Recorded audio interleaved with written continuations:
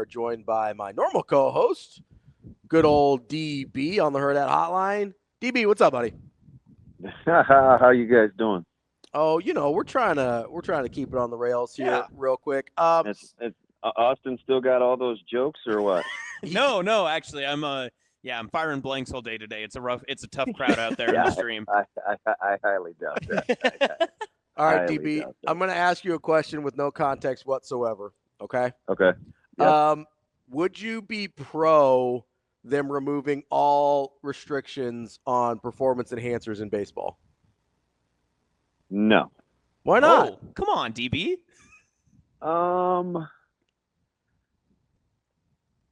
Well, primarily because, I just want to say, I always believe it's just my personality. I don't mind pushing the envelope, but I like to operate within a certain framework. Okay. Right. So I'm not a big wild west guy, and I also don't want to the victor goes the spoils or to the finances goes the athlete. So I get it at that stage. A lot of guys are capable of doing a lot of different things because they're not limited monetarily, but you still will have more than can haves and not as many haves. So my gut reaction is, no, I don't even want to use that term. Never mind. My initial reaction is no. All right, that's fair. I did want to also wish you happy Immaculate Reception Day. I don't know if you celebrate. Yeah, I do. I think of Shane on this day every year. Don't they still have the Franco Harris cutout in the Pittsburgh airport or something where he's making the catch? Yeah, they do. And you know what's weird about that? Franco in my lore, my fandom lore, is just okay. Yeah, you're not a huge guy. Yeah. You're not a huge Franco guy, right? No. I agree with you on that, Damon. I'm very. Yes, that's it. I figured you'd like that, Liquid. I figured you'd like that. So, DB, as you get ready to, what time are you flying out today? Yeah, so I've got screening here. The first group goes at, I think they're 8:30, and I'm 9:40. So it'll work quick. 2 planes are going out. We flip-flopped. Originally, I was on the first plane, but there was a delay, so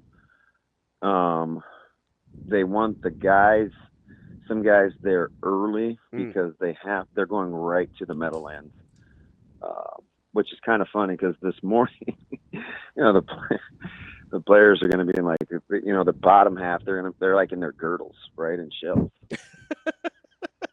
No, they're kind of grumbling a little bit. Yeah, sure. Oh, man, whatever. We got to go right to the Meadowlands because they've been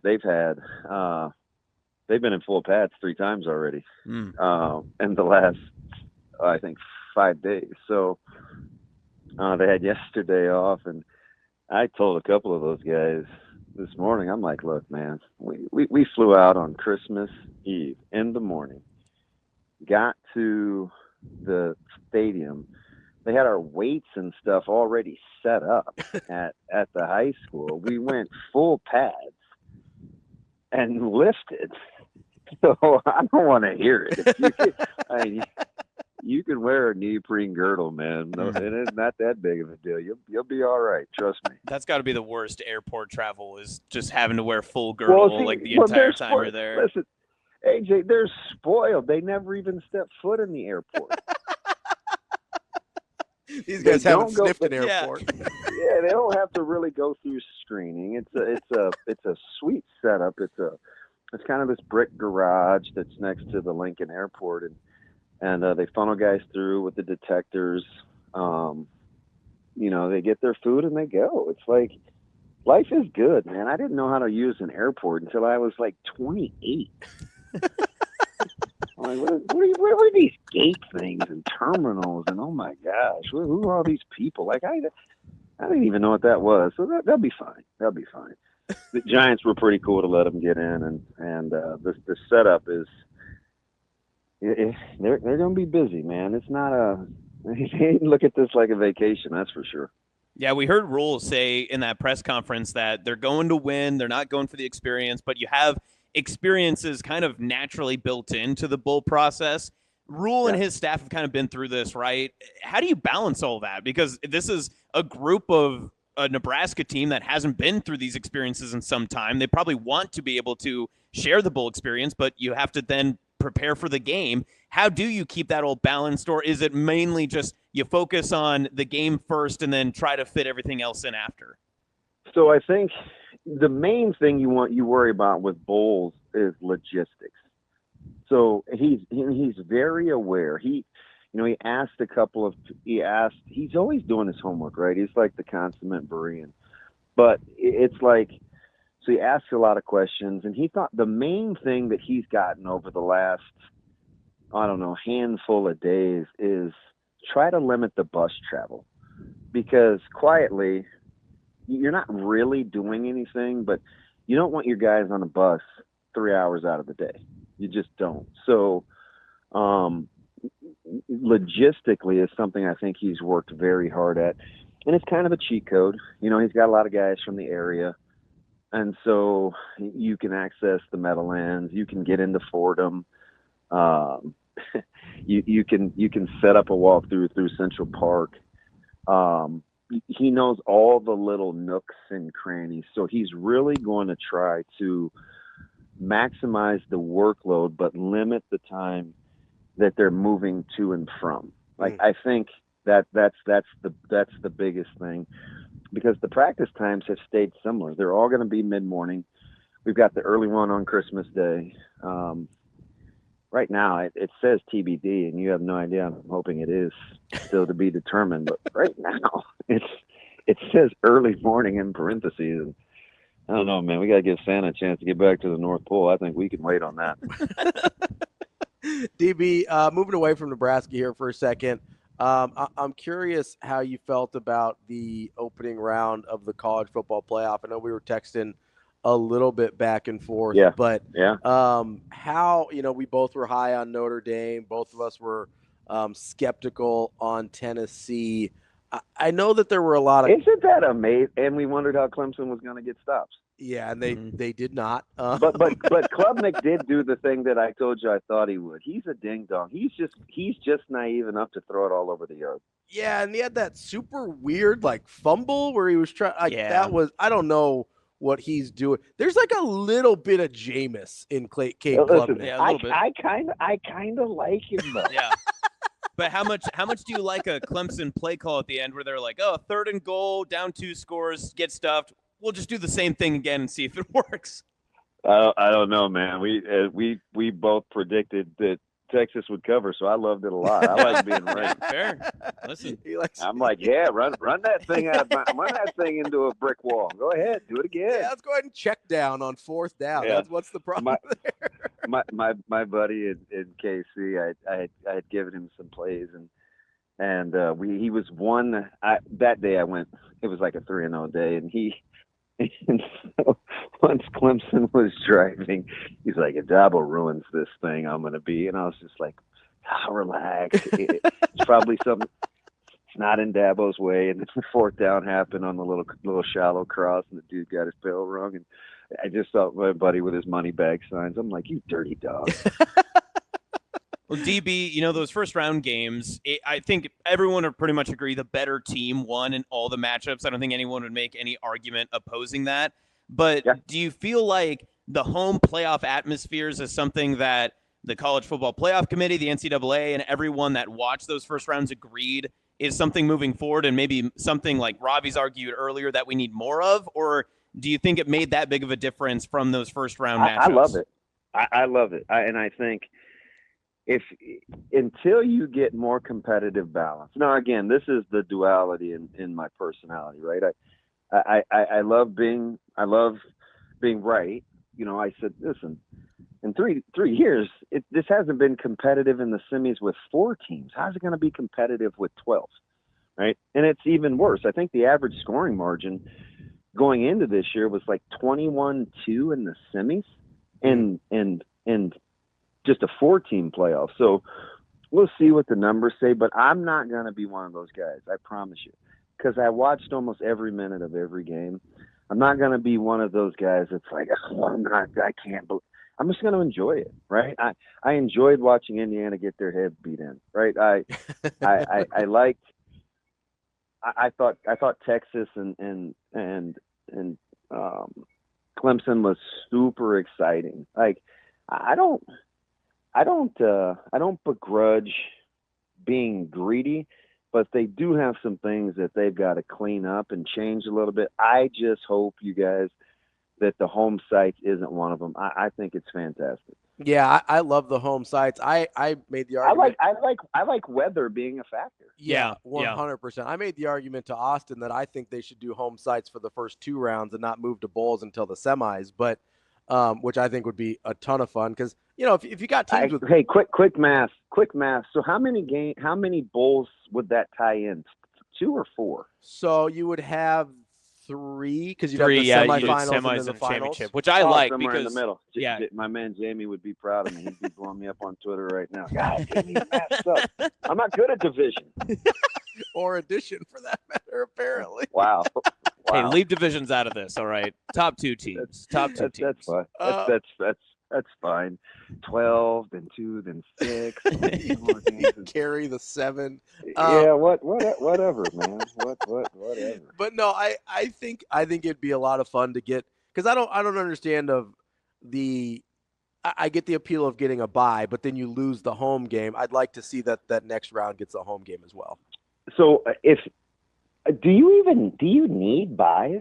No, I mean, if at 12 you do just from the you numbers. You probably want something to play for, but would it be home field?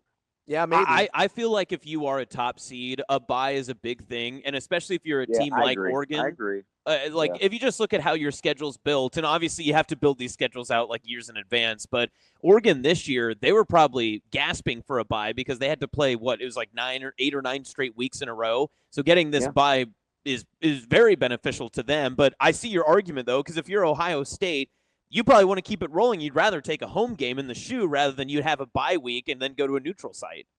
Yeah, speaking of which, how about so, Austin, we were trying to cap Ohio State all week last week, and I'm notoriously been out on Tennessee all year. I just have never thought they're very good. And Ravi and I were talking the last 2 days, and I'm like, Ohio State's got to have one of these in them, don't they? Like, where they just, maximize. Mm-hmm. And sure enough, when – I don't know. I don't think Tennessee obviously is very good, but when Ohio State's dialed, oh yeah, they have some weapons. Yeah, and I was surprised at their level of physicality. Right? 'Cause I don't know if you're going to get that from Will Howard on the repeat, but if they can replicate being good in the trenches like that, that's a good run team that they slowed down this weekend. So. Because that's really been their bugaboo, right? Like, is the physicality more than anything, right? I just don't love. They haven't been good at the line of scrimmage all year, and I like. But the team I was probably the most impressed with was probably Notre Dame. Yes. I mean, where I'm at on them. Their special teams is going to be a handful for teams to prepare for, and they're going to have to, be able to make some field goals. Yeah. So. That may be a thing, but offensively and defensively, if Leonard can play catch, he's got to find somebody else other than Faison, who's pretty good. He's probably their most athletic wide receiver, but that's a interesting team to have to prepare for just because of the way that they're just grimy and they're physical. And over time, you start stacking games. That stuff wears on you. Mm-hmm. It can wear on you. DB, speaking of Notre Dame, they open up as a 1.5-point dog against Georgia with Georgia's backup quarterback. Like, how do you feel about that? Because I saw that and I'm like, these people got to be out of their minds. Yeah, no, I think the line is right. I truly think that game is a toss-up because this is what happens. You're gonna get this version of Georgia that you're going to get is going to be dialed. And they still have better players top to bottom. Now, listen, both quarterbacks kind of have the same bugaboo. One just has significantly more experience. Leonard hasn't been known as a guy that has been accurate and gets vertical in the passing game, and Georgia is going to have to figure out how they're going to do that too. But I'm just telling you, this is This is a good matchup. And if you like hitting and you like physicality at the line of scrimmage, this one might be the best of the bunch coming up this weekend. So you said you thought you might have been most impressed with Notre Dame. I thought the three most impressive teams were Notre Dame, Texas, Ohio State. Which of those three do you think can translate what they did the best into the quarterfinals? Well, clearly the highest ceiling belongs to Ohio State. Yeah. Like they because their margin of they have a little more margin for error because they can still big play you. And they have yet to play their best football, right? Mm-hmm. So maybe that was the best version we saw this past weekend. But Texas is weird because I've said this all year. I think Texas is pretty good. But are they? Right? Like, yeah. I think they're pretty good. They don't have any great wins, and they lost twice to the best team they played. So that gives me pause. But that was a pretty good version of the quarterback, mm-hmm. if you're going to get that. Now, it's a little bit of fool's gold because Clemson is civvy, is a little civ-like defensively. Yeah. But, I mean, if I had to rank the order, I would go Notre Dame 1, Ohio State 1A. It's close. I have to be careful and stay, like, pretty objective because I don't think Tennessee's good. But I can't let that skew what I saw. Yeah. Right? Ohio State still handled business. And mauled that team. Funny story, you're always making fun of Micah being your spirit animal. We were watching the pregame, and Nico came out, and he was in a hood and a sweatshirt. And just the day before, he asked me what I thought about guys that warmed up without their shirts on, and I was like, I don't pay much attention to that. I just try to mind my own business pregame. Like, it's whatever. I said, now, conversely, if guys came out in ski parkas and winter coats, I'd think something was wild. And he saw Nico warming up, and the camera panned to him, and he goes, oh, yeah, Ohio State by 20. I did like Tennessee coming out all Vaselined up, and they sprint to the heated seats as soon as they get done with their band stretches. Perfect. It was classic. It was just like – It's just who he is, but he comes by honestly. So speaking of Texas, I feel like we've kind of, at least I have, I've almost totally forgotten that Arizona State's even in this thing. Oh, I've never forget. We haven't never forget about Camp Scatabo at all. Like what chances do you give Arizona State against Texas? I think there's a couple of live dogs. Okay. Arizona State, I think, is better than we think. Okay. I like Kenny Dillingham. I do. Yeah. They play with a certain level of toughness that I like. And in a one-game scenario where you can kind of ramp up, maybe they can't replicate it week after week after week. Sure. But they won't have to. So I like Scatabo. I think he can obviously keep you honest defensively. Texas showed a little vulnerability on the back end. But I'd say a team who's I'm not going to put them on upset alert, but Penn State's got a tricky one. Mm-hmm. So it's going to be another good round. I don't know if I said upset alert, or I don't know if I go like upset alert, but there definitely some of these matchups have my eye. It's just weird to see lower seeds favored. Yeah. Yeah, DB, I know you just broke down both of those games, the Penn State, Boise State, Texas, Arizona State, but obviously between the two seeds that people probably assuming wouldn't move on would be Arizona State, Boise State. Which of those two running backs need a better day for their team to win? Certainly Boise State. Arizona State has got some pretty underappreciated wide receivers, and I like Leavitt at quarterback because he gives you some escapability, and he can extend drives, right? We saw the human backbreaker and Pat Mahomes do it again this weekend. Like, he has that tendency on these drives, and I know they blew Iowa State out, but early it was interesting to watch how they couldn't get him to the ground, and he'd scramble for a couple first downs early, and you could just see Iowa State's spirits start to wilt, and then they obviously couldn't tackle the scat man. And so Leavitt can present some unique challenges for extending plays Now he's going to have to make some throws vertically, but Ginty is the guy that's got to be the man for Boise because they can possess the football. And what I think you're going to be surprised with, unless you go back and you watch Oregon, Boise has no problems being physical at the point of attack. Mm-hmm. And that is a very, very good tackling football team. They bring drama. Ask Oregon. DB, just a couple minutes left here with you. I know we're a few days out still, but what's the vibe you're getting on Nebraska and Boston College? Yeah, so I love it. I think, BC has got kind of that three-headed monster in the backfield, but Robichaux is obviously the guy. You got to find a way to get him to the ground. These Boston College running backs, and there's been a stable of them over the years. They're just physical, downhill, churn and burn kind of guys. So this would always be the case with me in bowl games, especially with layoffs.